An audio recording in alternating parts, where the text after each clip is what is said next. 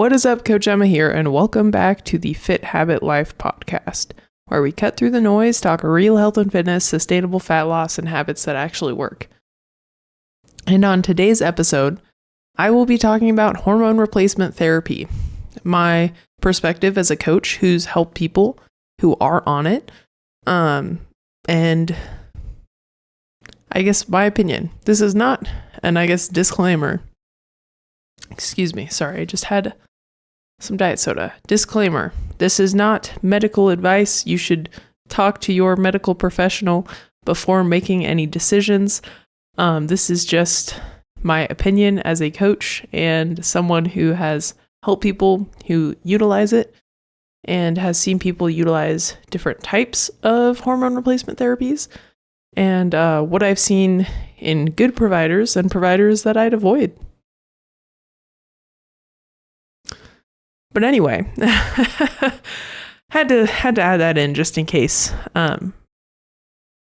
legal reasons, I guess. But if you've been enjoying the show, listening to the show, and you've gained a lot from it, if you could rate the show, share the show, or subscribe, that just helps me get in front of more people, which helps me help more people, which is the goal of the show. So anyway. Hormone replacement therapy. Do you actually need it? And so this is my opinion as a coach, how I guide clients through this. So usually around 50. Maybe it's early 40s, maybe it's late 50s, around the age of 50. Most people's hormone production, natural hormone production, goes down for a variety of reasons, but just naturally, that is pretty common. At that point, it would be worth going to a functional physician, a functional health coach like myself, getting some labs drawn, if you haven't before, that gives you a full hormone panel. So looking not just at testosterone and estrogen, but testosterone, estrogen, progesterone, SHBG, FSH, LH, thyroid, T3, T4, free T3, reverse T3. That's all I can think of off the top of my head to get a good idea of where your hormones are. Usually, common symptoms. Women in menopause usually experience these the most. Unexplained weight gain around the midsection, brain fog, lower energy, more fatigue, just poor quality sleep. That's a big one. Difficulty building muscle. If you've never had gut issues or you have a pretty healthy gut before entering menopause, oftentimes women entering menopause develop gut issues because estrogen and progesterone are very important for a healthy gut. Those are common too. Men, common red flags are low energy, lower libido, brain fog, fatigue,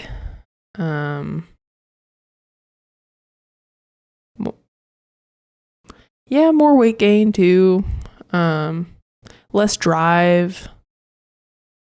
That's all I can think of right now. So those are like common symptoms, but the caveat, that's why I said mid-50s, caveat. If you're earlier than that and having those symptoms, here's what I do first, and this is what I do with my clients. First, we focus on lifestyle. Do you have a sleep routine and are you getting like 7 to 9 hours of sleep a night? 2, are you drinking water? Are you drinking enough water? 3, what does your diet look like? Are you consuming an excess of calories day in and day out? Or are you eating a pretty balanced diet with enough protein and fiber to support a healthy body composition, and stable energy levels? Are you lifting weights? Are you strength training? And what does your movement look like? Are you getting enough movement throughout the day? Are you getting close to 8,000 steps?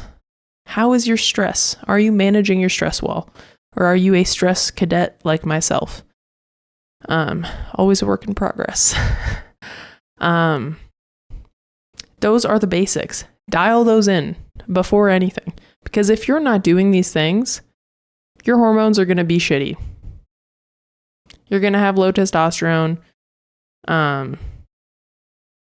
You're probably not going to have a healthy, just overall balance of hormones. You're probably going to be either underweight or overweight. You're probably not going to have a good, healthy body composition. And that's what's going to be key. Muscle is very important as well. So if you've never focused on building muscle or getting strong, that's going to help your hormones too. And that's going to help you as you age anyway. Muscle is the organ of longevity. I think Dr. Gabrielle Lyon said that. But basically, it's a very preventative organ to have on your frame. Because if you're stronger, the probability of you falling and breaking a hip is a lot less. If you're focusing on getting strong and building muscle, that's going to help your bone mineral density too, because you're going to need to eat enough protein in order to build and recover. And just in general, strength training does help your bone density. So anyway, and strength training helps your natural levels of testosterone. So does sleep quality. So one bad night of poor sleep can drop your testosterone levels in half. It'll go back to normal, but that just goes to show like how important these basics are. And if you're not doing these basics and you go on hormone replacement therapy, it's not going to work as it should. You're probably going to need a lot more, and it's probably not going to be as effective. So anyway, but if you are doing those things and you're still having gut health issues, that is when you address the gut health first, because the way that you assimilate nutrients, the way that your body digests and breaks down things, if it can't do that properly, your body's not going to have the tools to build a healthy body, hormones, brain, all the things. So then we address gut health. Then if you still have a lot of those symptoms, that's when we look towards that, because oftentimes in the fitness space, I'd say this is pretty common. Like myself, I have hormone issues and I'm 28, right? That's not normal, but it's normal for somebody who has pushed their body to the brink for a long time. And women's bodies can't handle as much stress as men's. Sorry, ladies, it's just true. And so the amount of stress I put my body under, the amount of stress I've been under through life and other things, that disrupted my hormones. And I know I don't need to be on hormone replacement therapy, but I have these hormone issues. So you know what I'm doing? I'm trying to regulate my stress better, because I'm 28. That's really young, right? I don't need that. But because of the situation that I've put my body under for years, I might go through early menopause. That's really common, unfortunately, for people who have put their bodies in severe states of stress. If you were a lifting bro and you just maybe utilize things like anabolics, that's going to downregulate your natural production of testosterone. So this wouldn't necessarily apply to you. You might just have low levels because you used exogenous steroids to, build muscle.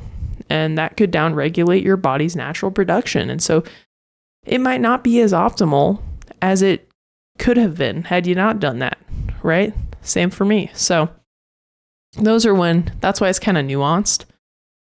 But basics first, then gut health.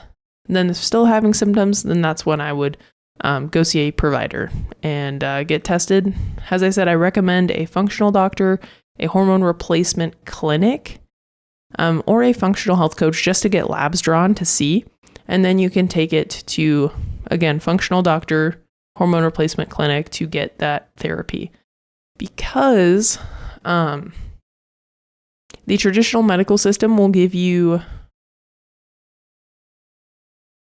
hormones that are like hormones, but they aren't bioidentical. So your body doesn't utilize them the same. And that's why there was a scare in the past about breast cancer and all these other things with hormone replacement, but it wasn't hormone replacement. It was the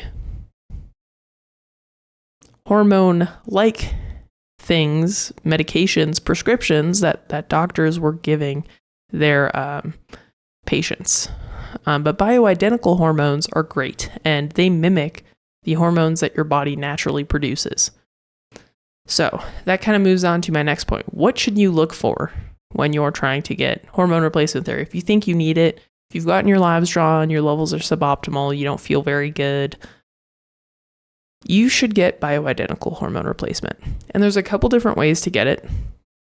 You can do creams, pellets, injections.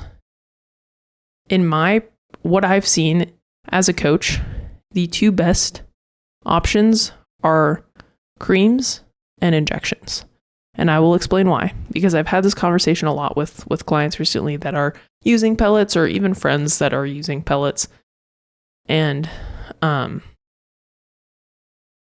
pellets, they'll say slow release, special like pellet that, just it's like, no. These pellets are in your body. Basically, they cut an incision. Usually it's butt or lower back fat. They insert these pellets. Men have to get a lot because they have higher levels of testosterone. Women don't need that much, but it's testosterone and estrogen together usually. But you cannot control how your body metabolizes it. So if you're super active, you train, you walk a lot, and you get the pellets, your body's going to metabolize them really quick. So you're going to feel like a superhuman. You will feel like a superhuman because your body's going to use up all that stuff. And that's what makes it hard to use, because you cannot regulate how your body uses it. Whereas with the creams and the injections, you can dose it appropriately. And so you'll have less peaks and dips. It'll be more stable levels. So those are what I'd recommend. And then what should you look for in a provider? So in general, from experience, I would stay away from med spas. They're a business. They tend to focus on how you feel, which is important. But that doesn't mean that's not the end all be all. If a provider is just talking about how you feel, but isn't assessing the values, that's a red flag. Because of course you're going to feel amazing if your testosterone is 300 as a woman, which is like over 3x what it should be. You're going to feel like a superhuman. That's anabolic level of testosterone levels, or that's bodybuilder steroid level female testosterone levels. So of course you're going to feel superhuman. You feel awesome, amazing. That's not healthy. I have a friend, her voice dropped because her provider was terrible and her testosterone was in the 300s. That is not normal. That is not right. You do not want that as a woman. Trust me. Other parts of the body can grow too, lower regions. So you got to be careful. That's why it's like there are repercussions for pushing the level. There's an optimal range for a reason, right? Optimal is it's going to help you feel the best without creating other weird shit. Yeah. So if you're a lady, you're like, what would 300 level of testosterone do to my body? Just look it up. Lower region can grow. Facial hair. Vocal cords dropping. chest hair, more acne. There's probably others I'm missing. I have not gone on it personally. But yeah, so that's why it's like, yeah, how you feel is important, but that's not the end all be all. If the provider you're seeing is not testing you every 6 months, red flag. If the provider you're going to says there's only one way to do hormone replacement, red flag. If you're like, hey, my coach was talking to me about creams and that kind of sounds a lot better to me than doing the pellets, and they're like, nope, pellets are the best way. That's all we do. Red flag. If your provider is like, or if you tell your provider, hey, I don't want to do the pill anymore, like the estrogen medication, I wanted to try like a transdermal cream, like a cream, and they're like, no. It's like, well, I've heard these things, and they're like, no, I'll just give you more, trust me. Red flag. These are actually stories from clients that I've worked with. That's where these are coming from. I had one client, back to the pellets, on a pellet. He's 70. He's had heart attacks. High levels of testosterone, like really high levels, cause increase in red blood cells, basically potential increase in getting a blood clot.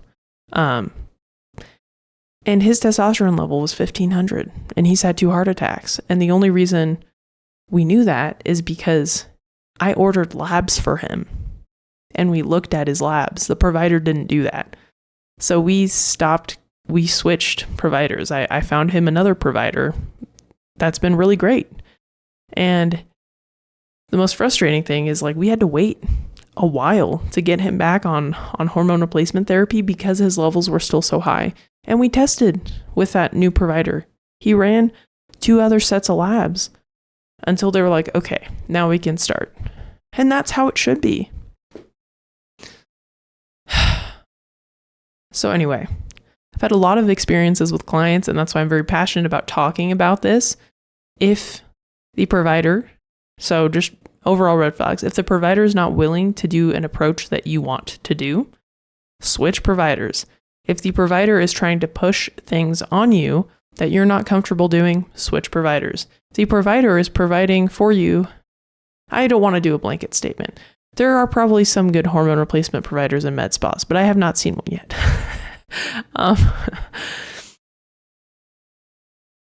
Yeah. And just in general, like if you're going to a doctor, any type of doctor, and you feel like you can't ask questions, they make you feel bad for asking questions, they don't listen to you, probably time to find a new provider. So anyway, I think I wrote down something else I wanted to talk about.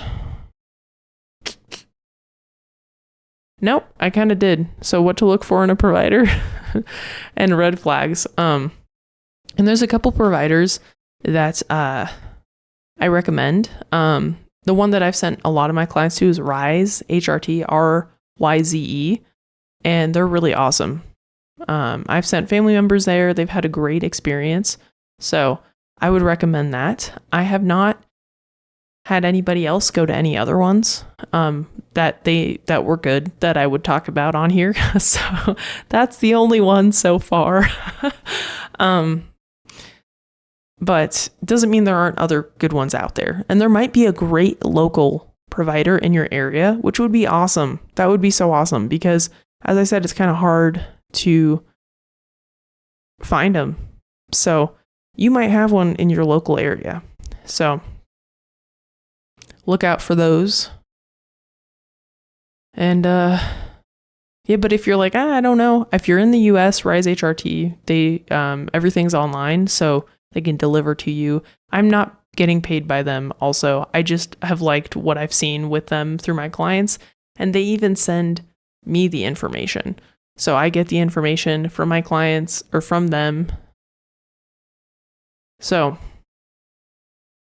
again, I'm not sponsored by anyone. I just do this for fun and to provide value, but they're good. So I've liked them so far. So from a coaching perspective who's had people go to places that I wouldn't recommend. But yeah, that's it. That's kind of all. I feel very passionately about this because like you can't play around with this. Like it can be dangerous. And if you have someone who's not listening to you, who is just doing things on, well, how do you feel? How are you feeling? Like kind of like, it's like, well, how about we run labs and see like, yeah, I'm feeling good, but maybe I'm feeling too good. You shouldn't feel better than you were when you had natural hormones. FYI. So that's another thing to look out for. But anyway, if you've enjoyed this episode, if it's been helpful, if you could rate the show, share the show, subscribe, that just helps me help more people and help me get in front of more people. And again, I'm going to end this show today on, this is not medical advice. This is my opinion as a human being. Before doing any of these things, please speak with your medical provider and, hopefully that's all I need for a disclaimer. Anyway, thank you guys for listening, and I'll catch you on the next one. Peace.